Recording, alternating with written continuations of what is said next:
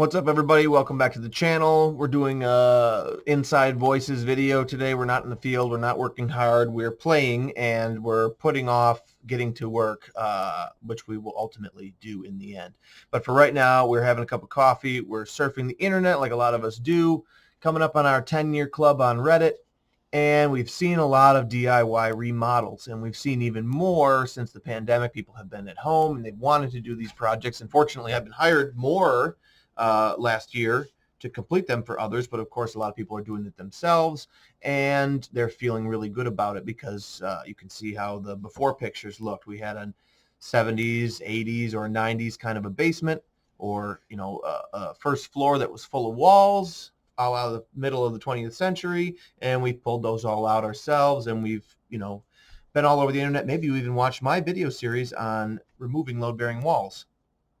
I'm also a designer as well as a builder, and I take a special interest in where people go with the look of a space after it's been technically resolved, after there's more light, and after the electric receptacles have been upgraded, and those kind of logistical changes have been made.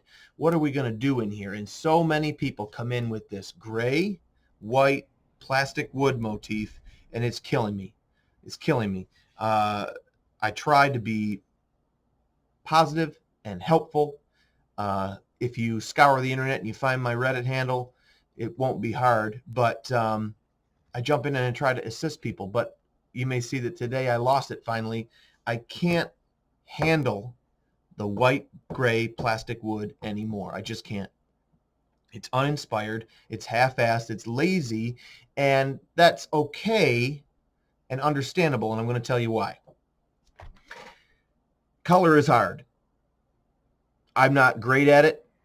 I worked, for example, at Fisher-Price in the model shop and some other kind of high up places where color is extremely important. The things that the color palettes that we choose for a product professionally are extremely important.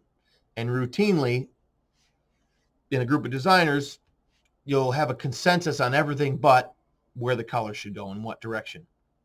Some people are really, really talented at actively calling that out.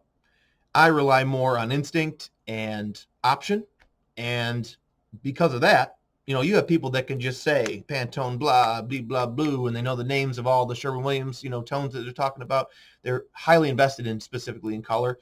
I'm not that guy, but I can tell you if I'm looking at everything, I can rely on fundamentals like complementary, how much yellow's in tone, how much red is in tone.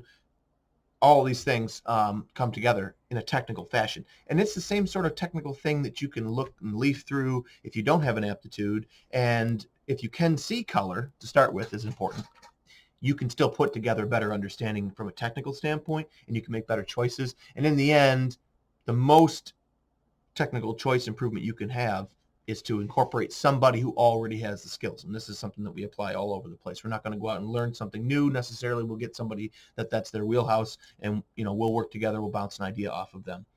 If you're going to do everything yourself all the way to the point that you're going to pick your finishes, and you're not going to involve anybody else and pay a little bit of money in some cases if you don't know somebody to weigh in on anything, you are going to be subject to a mediocre final product.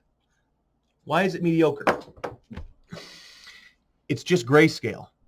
This white, gray, plastic wood is grayscale. It's clean, it's neat, it's fresh, it's entirely different than what came out of a space.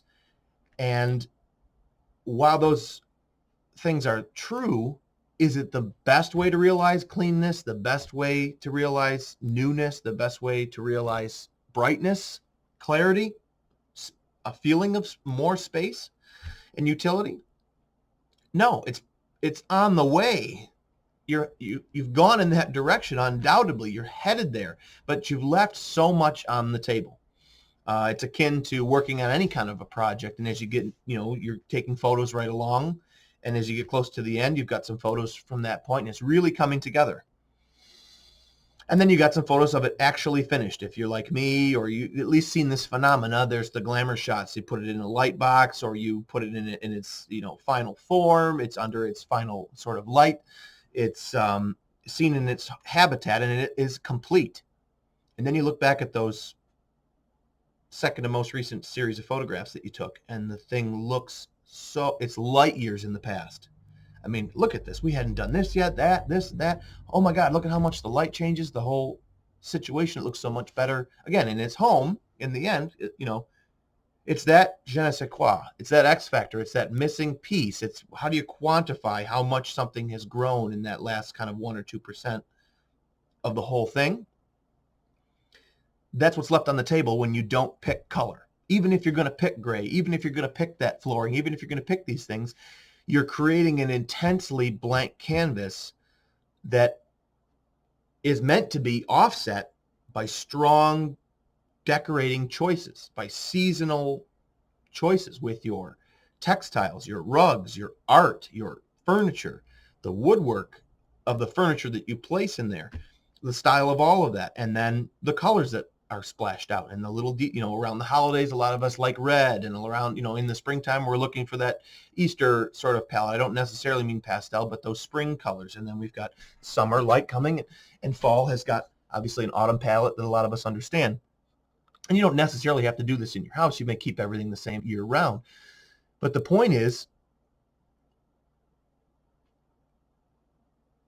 if you don't do anything, it's incredibly boring. Well, maybe, we like it that way. This is our hard work. We put a lot of effort in, you're being negative. Fair enough. On the other hand, you don't know what you're missing. Part and parcel of being a creative person, a right-brained, or at least pursuing a creative career path, is naturally having an aptitude for visualization. And people call this imagination stuff, but it's not simply being able to think something up. It's being able to think it up because you can kind of see it in your mind, or you get a sort of an instinct about it. If you don't have the capacity for visualization, you'll never know what you're missing. Things won't be calling out to you when you're there. I mean, this was a wasted opportunity here. Look at that. It's a wasted opportunity there. We're talking about things that you can see now weren't taken advantage of, haven't been leveraged to their fullest potential. And if you haven't got a good radar for that, when you reach the end that you lay out for yourself, when the flooring is down and the trim is up and the wall has got the number of coats that have made it opaque, and you've put the covers on the light switches and the light bulbs have been installed and you've cleared out the tools and equipment, you don't know yet what you're missing. And in the same way that those second to last photographs of a project compare to the final photos, that composition that you present to the world is that gray, white plastic floor could grow so much from there. It's unbelievable. I'm champing at the bit so often to spend the time and play in Photoshop or do some sketching. In some cases in real life, be hired to make some choices to fix this dreary space because it's right there for the taking. And I can see that. And so many other creative people can see that.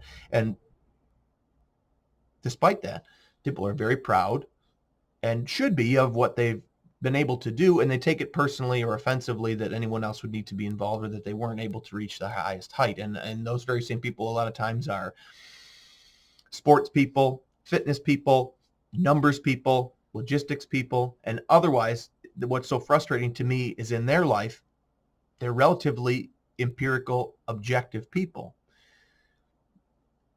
But there's an X factor in that where they're unwilling to accept that there's a quantifiable, valuable reason to invest in aesthetic, or maybe that's saying it best. They're combative on that notion. And I really think it comes down to being open to seeing where one or two other people would take it from where you left it, and being honest with yourself about whether it was seriously elevated or even just elevated a little bit. Lighting is one of the first places. Those 4,000, 5,000 Kelvin bulbs with that blue-white light, people are just incapable of understanding the difference between brightness and temperature of light. Lumens, how much brightness you're getting from a fixture, is one thing. The temperature of that light is another.